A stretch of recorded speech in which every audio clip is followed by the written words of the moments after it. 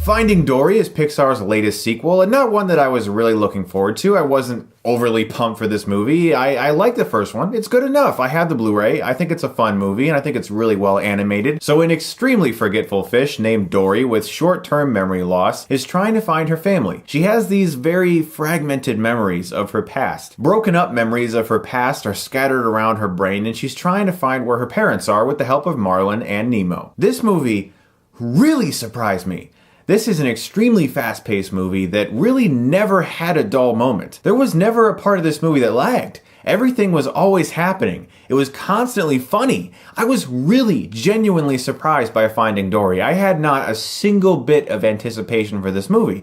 It didn't look that great to me. Pixar has a history of making trailers that really aren't all that good. And it was the same with Finding Dory. The trailers for this movie did nothing for me. But the film was really great. Ellen DeGeneres is so good as Dory. This is an example I'm going to use for years to come of a perfect melding of voice actor and character. When I see them on the screen, it works. It feels real. It feels like a real little fish.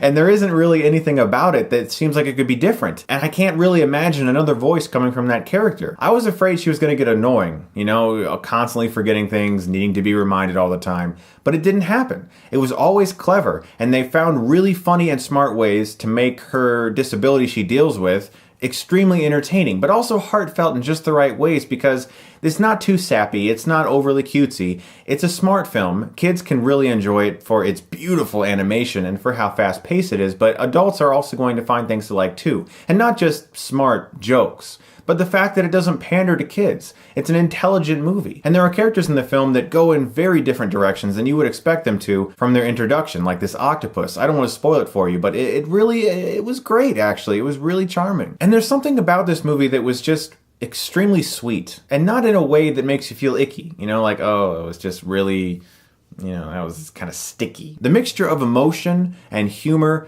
and action sequences as well was really great. And there are so many good characters in this movie, like this introduction to this whale shark. That's something that Pixar does really well when they're on point. Great characters. And this movie is filled with them. And I genuinely actually wanted to know, what's going on with Dory? Where did she come from? And the film really nudged me into that desire, wanting to know more about Dory's past. I genuinely didn't think she would be a very compelling character, and I was wrong. This movie was a lot of fun. There is one thing about this movie that is really almost unprecedented, especially in animated kids films, that I can't stop praising. There really isn't a villain.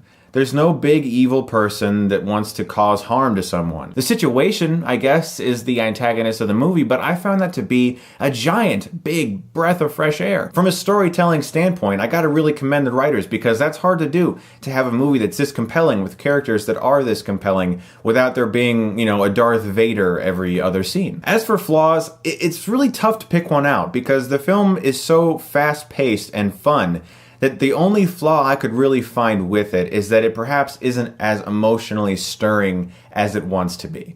I didn't find myself crying at key moments. I found myself enjoying the film, but I think the only issue I have with it is that it isn't quite as emotionally amazing as I think it should be. Certain moments where you should really feel like the tears are welling up, for me that just didn't happen like it did in Inside Out or Toy Story 3. I thought Finding Dory was very good, and I'm gonna give it an A-.